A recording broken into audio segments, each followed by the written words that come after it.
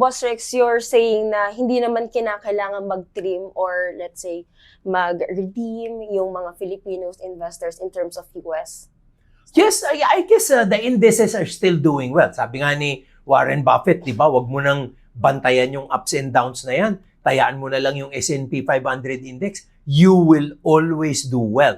Kasi ang problema ng marami, di ba, ang driver natin sa pag-i-invest sa funds, sa stocks, yield, yung kita. So pag may kumita, dun tayo. Di ba, tumakbo na nga eh. So bit mo hahabulin. Di ba dapat nakatingin ka dun sa mga sectors na unang-una, hindi pa masyadong lumilipad, napalipad pa lang.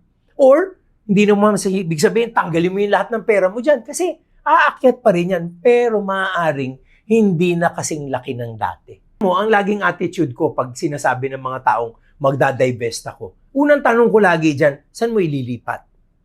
Di ba? Sigurado ka ba yun ang paglilipatan mo mas maganda kaysa dito? That's one.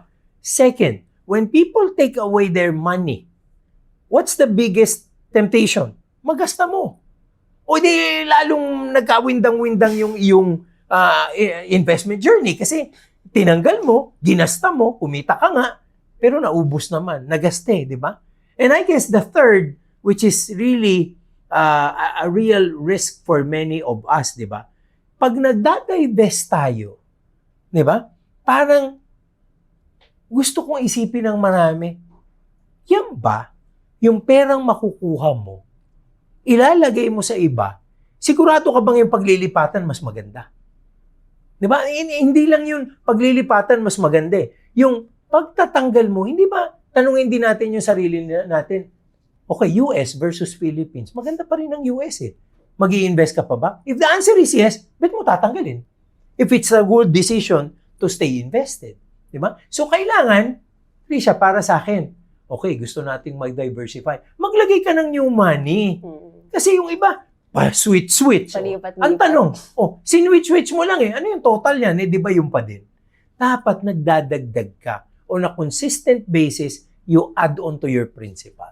Ganyan ang strategy. So, I'm saying, yung situation mo ngayon, yung strategy mo, maaring it's not working currently because of the changes, because of the waves of turmoil.